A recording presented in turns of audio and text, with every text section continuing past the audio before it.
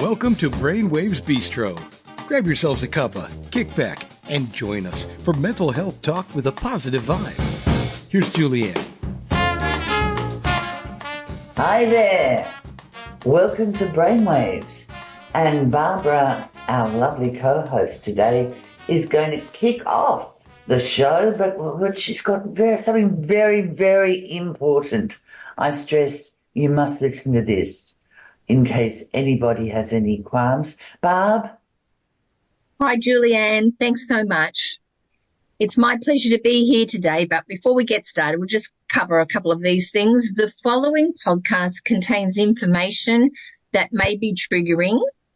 We will discuss domestic abuse and related contents and real-life stories about violence, coercive control and its impacts, homicide related to DV, domestic violence, suicide and mental health. The information contained in this podcast does not constitute legal advice. And if you are or someone you know is impacted by domestic abuse or suicide, please reach out to your local police or community service for assistance. Yes, please do that, folks. If you're in any thought of distress, reach out. Now, again, welcome. And today we will be discussing intimate partner violence and even homicide, an issue of hot debate in Australia, an issue which impacts on all of us, no matter where we live, even around the globe, certainly. Now, listen to this. At present, 28 women have died from intimate partner violence in Australia. That's in 2024, and that's thus far. But this is 11 more from the same period last year. And the numbers will no doubt sadly continue to rise. Let's hope, truly hope, our discussion today will help educate and open dialogues for us all to better understand what domestic abuse is and what are some of the characteristics.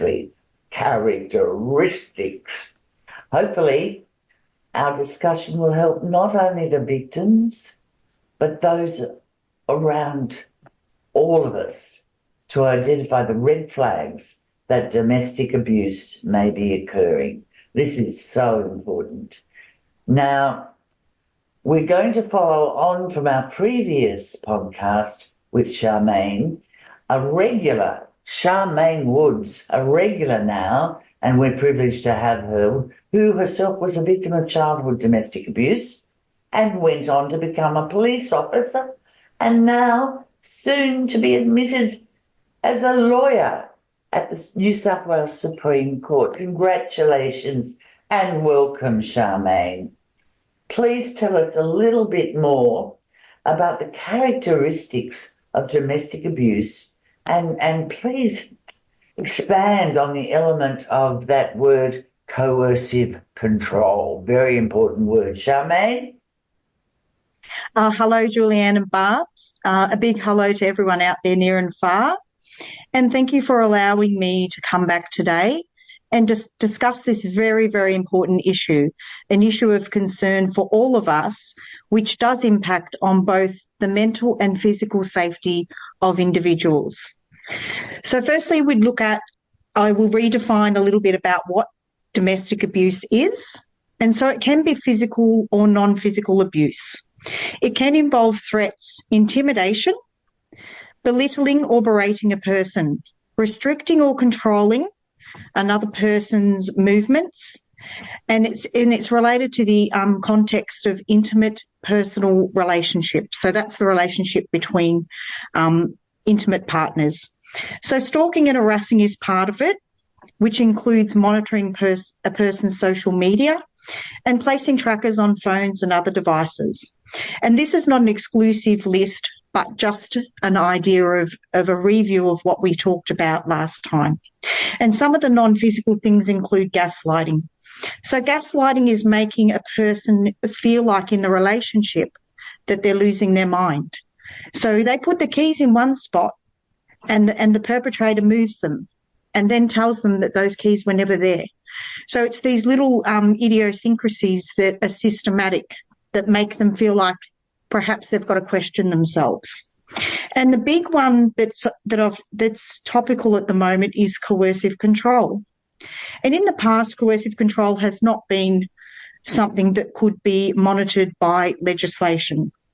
And this is where another person, it involves the perpetrator doing things to restrict the victim's freedom, such as controlling their finances, controlling what they wear, and even controlling who they associate with or even what they eat.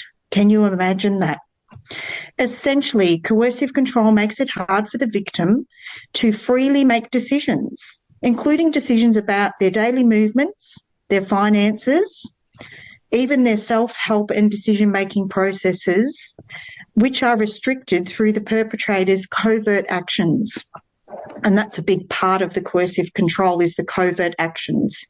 Today, we're focusing on coercive control as this is the most difficult form of domestic abuse to identify, as it is essentially hidden from view and everyone except the perpetrator and victim cannot see it. It is a subtle, systematic attempt by the perpetrator that impacts the mental health of the victim. So only really the perpetrator and the victim are aware of the coercive control, but in saying that, sometimes the victim is not aware. It is used to exert power and dominance, and the behaviours are definitely systematic and prolonged. And having, as we've discussed before, we've talked about the book by Jess Hill, the author, See What You Made Me Do. And she discussed in great detail how difficult it was to define the issue of coercive control. But she did come up with a great definition from the College of Policing in the United Kingdom, which I think is a great way of identifying what coercive control is. And I'll just read that to you. In many relationships, there are occasions where one person makes a decision on behalf of another, or when one person takes control of a situation, or the other has to compromise, but when decisions are made by a dominant partner and those decisions become rules, and when the rules are broken and there's consequences for the victim, this becomes coercive control. So essentially she's saying that when it becomes a controlling type of rule, it's leading into those coercive controls. So that's very interesting, Julianne. Yeah, I see this vision of dark tentacles or tendrils drawing in very slowly the victim. It's kind of a gruesome thought, and I guess it's very gruesome to be one of those victims, particularly if it's slow, gradual, cunning process by the perpetrator. So I feel for anybody who's in that situation. So watch out. If you feel that, as Barb said, reach out. Now, Charmaine, from your own studies, personal and very professional experiences, are you able to share with us some real-life examples of coercive control in these intimate relationships to help us understand how to identify the behaviours which can be so subtle but grow, as you said? Please fill us in there, Charmaine. Yes, for sure, Julie. The following examples I've got, there's two. And one, interestingly enough, was from Jess Hill's book, which is See What You Made Me Do. And she talks about a true story. And the reason I chose this one and the one that I will talk about a little bit later is because I wanted to show the non-discriminative nature of domestic abuse and the fact that it can occur regardless of a person's profession and regardless of what their background is. And interestingly enough, these both revolve around police people. So there was a policewoman who terrorised her male partner using police weapons, such as her police issue baton.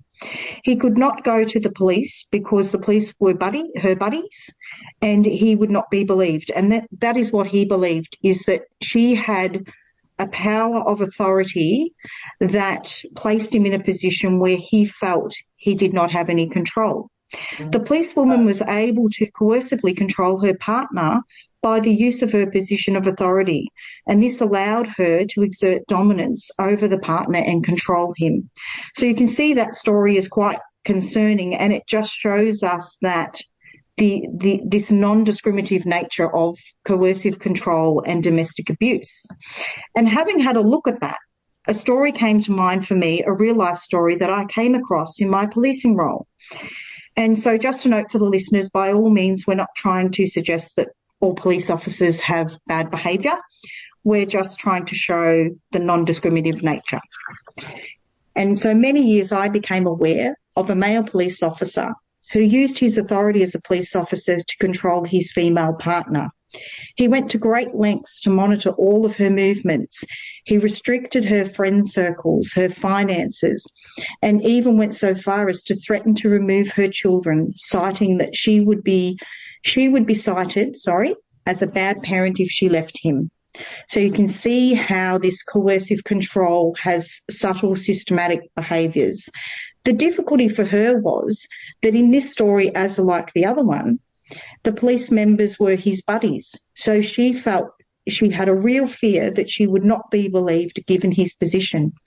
In the end, she had to drive many, many miles away from where she lived to report the abuse to a police station, and in the hopes that she would be believed. And eventually she was believed, and she was able to get the external services and the help that was instrumental to her. And one of the interesting characteristics there was that she had to be guided through her understanding of what coercive control was, because sometimes the victims, in particular women, think that the situation they're living in is quite normal. And it's only when someone tells them that this is coercive control that they begin to understand that this is not normal. And it's actually interesting that this story highlights that this can happen anywhere and to anyone. And I think the first story does that too. And the purpose of the coercive control is to degrade and humiliate the person and to take away their power. It can lead to devastating consequences, such as ending in homicides or suicides. So there's great impacts on mental health as well. And an important fact is, as I said before, the issue that victims are not aware. And this is also a phenomenon that Jess Hill found in talking to victims at some of her guest speaker attendances. And she was quite surprised too that victims were unaware that they were victims of coercive control. They just thought it was a part of their normal relationship. Isn't that interesting, Julie? It is interesting. And, before I got to talk to you and know you and actually read a little bit about it, I kind of thought I didn't really understand the depth of it. And another thing that shocked me, and I think we'll talk about that a little later, was I myself thought, if there was a complaint, I thought, we'll get to this, why don't they just get out? But it's not that simple, but we'll come to that. Now, this is really such a destructive form of abuse because it is hidden. It's not in plain sight. It's not something that, as I said, I was aware of. It is also concerning that victims are coerced into believing the control is normal, as you said. There's kind of a fine line there because you think perhaps that person is showing me extra love. So it's a bit of a con. Now, tell us about the recent changes to laws in Australia. Do we have some positive steps? Are we going to be made to help curtail this issue, this cruel issue of coercive control? Charmaine? Well, yes, Julian, it is, as you say, it is very concerning. And, some of the areas I worked in policing were specialist areas. So there was a large majority of victims I met and come across that just did not understand what coercive control was. And may I say to some degree that I think the law is now catching up as well on this issue because it existed. There was no mechanisms to help deal with it. Yeah. And interesting that author Jess Hill says she also experienced these discussions in her dealings with victims. Yeah. And so just recently, and Queensland have now recognised coercive control as a criminal offence with the introduction of the Criminal Law, Coercive Control and Affirmative Consent and Other Legislation Amendment Act of 2024. So this is a huge, huge jump Wonderful step. in the right direction, you know. And under that legislation now, which, you know, obviously there's a couple of stipulations, which is it's a person over 18 years, they're in an intimate relationship, and there's likely to be harm. So the interesting part that I've highlighted in this is that there does not have to be harm to the person physically. There does not have to be a level of harm to be proven. It just needs to be intended that the person meant to harm the person. And you can see how this law might be very useful for coercive behaviours. Yeah. In terms, yeah. Yeah. So, and I believe that New South Wales is shortly to introduce similar legislation. And what I think is this will work well for both sexes, because we see sometimes that males are the victims of coercive control. So maybe we might start to see a bit more management of this situation, in particular when it comes to access to children. Yeah. And if that makes sense. Yeah, that does make sense. I think it's wonderful that the law is recognising it. I won't say anything more because, unlike you, I'm not going to be a lawyer. So I'll just ask the questions. It's watch this space. Watch this space, ladies and gentlemen. Excuse me. We hear a lot of stories, Charmaine, around the issue of victims. This is what I was talking about before. So I'm glad we're going to talk about this. Returning to their abuser over and over. Does coercive control impact on this factor? Yes, Julianne.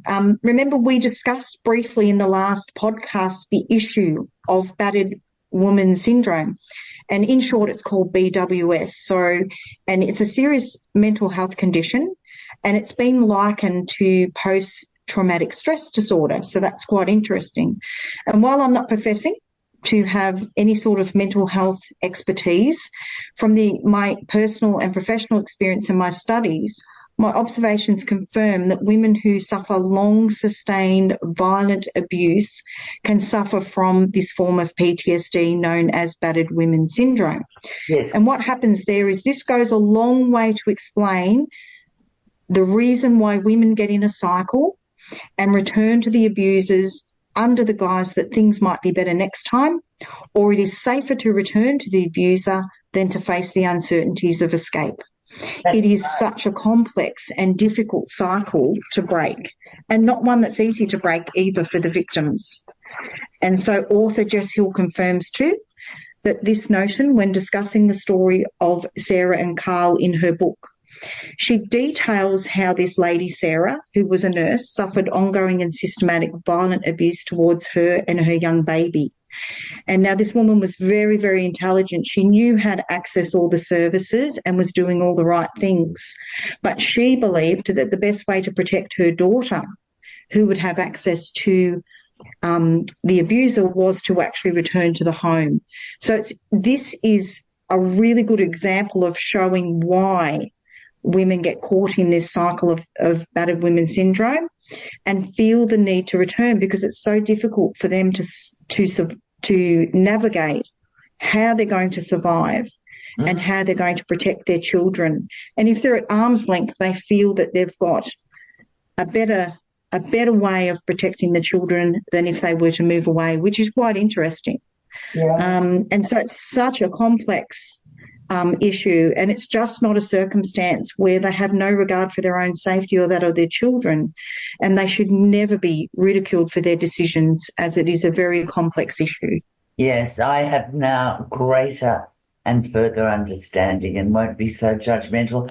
Another thing I want to bring up, though, I was reading statistics on brain damage.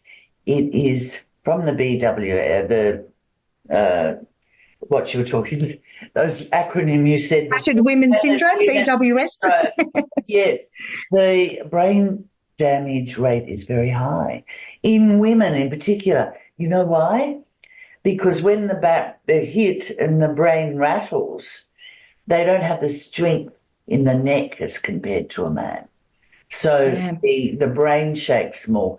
That's just another factor that we have to remember and therefore have a great care and sympathy and watch out for this syndrome of domestic abuse. Now, as you said, it is such a complex issue, and that's for sure.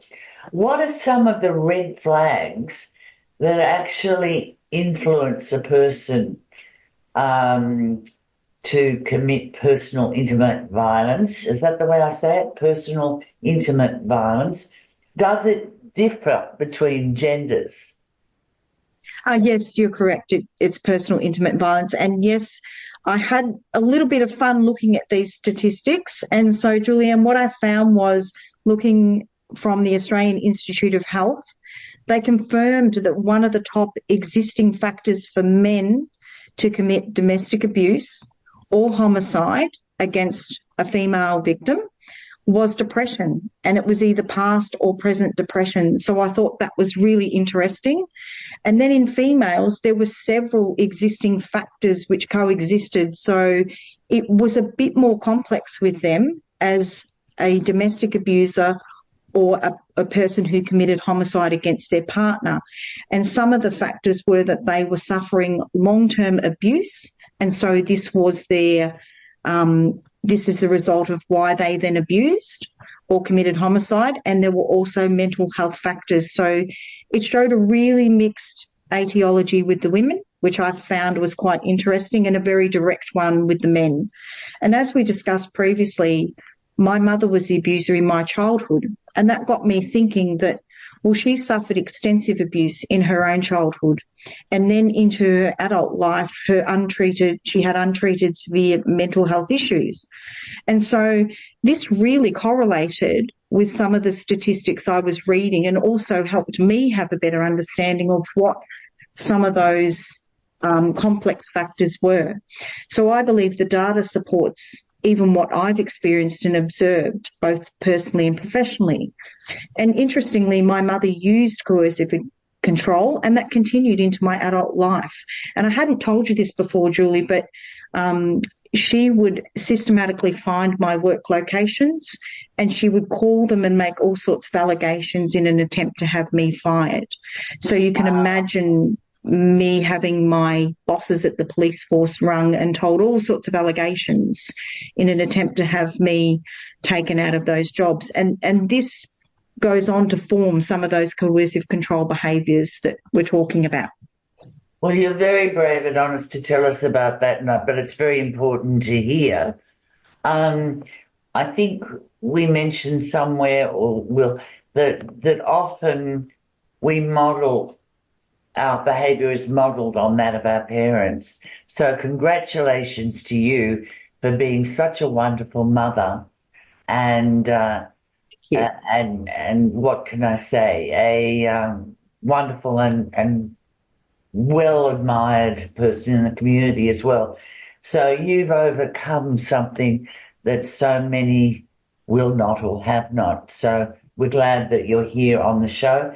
Now, your story does confirm the fact that, as you discussed in our last episode, here we go. I just remembered it. Children who are abused may grow up, as I said before, to abuse their children. And that mental health issues, such as suicide, are also highly relevant when discussing domestic abuse. Now, what does the data confirm about domestic abuse and its sad correlation with suicide, Charmaine? Yes, Julie. Well, having a look at the data in relation to this, a little bit of research, it essentially confirmed that the rates of suicide for men were much greater than for women. And it did confirm too that both genders are at a greater risk of suicide from domestic abuse as they age. So the older they get, that higher that risk comes. Now, these are statistics we're talking about from the Australian Bureau of Statistics. So they're current statistics. And so I was looking at between the period of 2021 and 22, and what the data showed there was that 24.4% of males aged between 5 and 24 committed suicide as a result of domestic abuse. Wow. And then there was, that's incredible. And then there was 24% of women who'd experienced domestic abuse who committed suicide. So the figures there are quite concerning, and the fact that it is correlated directly with domestic abuse. And more importantly, I always think that we need to remember that children are present when domestic abuse is occurring, and also when coercive control behaviours are being used on a parent. And this is quite concerning as well. And so author Jess Hill again confirms children become so perceptive to the danger flags and avoid the abuse by adjusting their behaviours, which is really, really sad to think that that's what they've got to do. And from my own childhood experience, I agree with this fact totally. Yeah. Interesting. So, Yeah. and I did look at some statistics, Julie, in terms of domestic abuse and homicide. And I found it interesting that, again, the male figures for male victims from female offenders was 42.31%, which is quite a lot. And then remember we said there's a bigger discussion to be had. And then the female victims from male offenders is 49.2%, which is just so concerning. And then children, talking about boys who are victims of homicide, 15.38%, and this is in Australia. And children who are girls who are victims of homicide in regards to domestic abuse was 11.76%. That is frightening, It really is. And the statistics confirm children are both witnesses and they're victims of domestic abuse and coercive control, and including homicide and suicide. Yeah. But what it does confirm too is what you said at the start of the show. Women are at higher risk of death by homicide because of domestic abuse, and men are at greater risk of suicide as a result of domestic abuse. So I always think that sometimes the figures are very useful to help us bring about those wider conversations about what is going on, and perhaps to consider, other elements of the complexities of domestic abuse. Yeah, they're very, very vital for us to give us a bar, a guideline, and measure the damage that's being done. And those figures are scary. There seems to be a lot of information out there, Charmaine.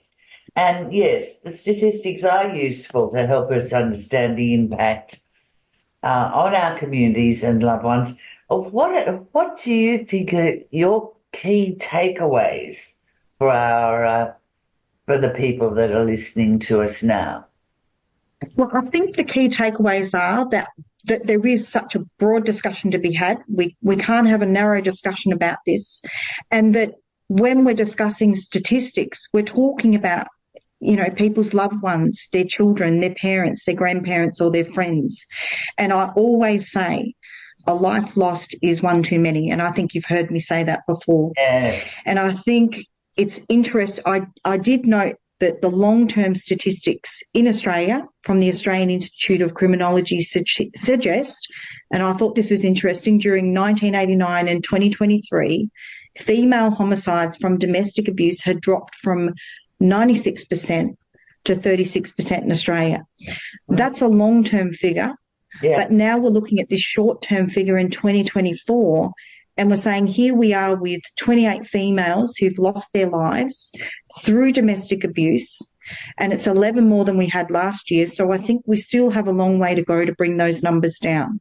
Yeah. And so I think the important thing for us all to remember is that if we experience domestic abuse or we know someone who's experiencing it, it's very important to reach out and to reach out to the services that can assist you and reach out to those support mechanisms around you. Always look for opportunities to learn and educate ourselves and those around us about the red flags, particularly for coercive control, this hidden, subtle, systematic abuse, because that's the really tricky one that's hidden in plain sight. This will allow us to be proactive and positive and present in the lives of those victims who need that valuable support, and that cannot be understated. So that is really, I guess, and I'm hopeful that my experiences help those vulnerable persons who feel that perhaps they have no way out. And I also hope that it better helps us understand and assist the victims of domestic abuse, including understanding this issue of coercive control, which certainly can have devastating impacts on the victims, their mental health, their physical well-being and their safety. Okay, well, you've certainly brought to the front of my mind so much that needs to be done, and you've increased my understanding and perhaps compassion for those and for the underground, those people we don't see that are suffering with the results of domestic abuse and coercive control. Coercive control is so important for us to understand. And Charmaine, you are one smart and giving individual, girl, and you are an asset to our team. Thank you for always being with us. And another great asset, of course, is our lovely host, Barb Smith. Barb, you've got a couple of things to say there. Yes, I do. Thank you very much. Yes, just in the wrap-up, the suicide rate for LGBTQIs and Indigenous is 3 times the rate of the so-called normal population in Australia, and domestic abuse is very high stat amongst our Indigenous as well. And I'm sure it's very similar in the United States, which a lot of our podcasts are going out to. So please help if you can in Australia to support the Black Dog Institute. If you're not sure, please Google Black Dog Institute. And Julianne always tells me no donation is too small to save lives from suicide and to mitigate the mental health issues associated with domestic abuse. I must say with me, it's not until the last, say, 1 or 2 years that I've actually heard the word coercive control. And now that we've got a law against it and we're becoming a lot more aware is fantastic. So a heartfelt thanks to Charmaine and congratulations for her upcoming accolades as a lawyer. Supreme Court will officially recognise Charmaine as a valued official of our legal fraternity. And Julianne, thank you for searching out these terrific speakers for Brainwaves Bistro. You're both amazing. Thank you, ladies. Oh, thank you very much. Really appreciate it.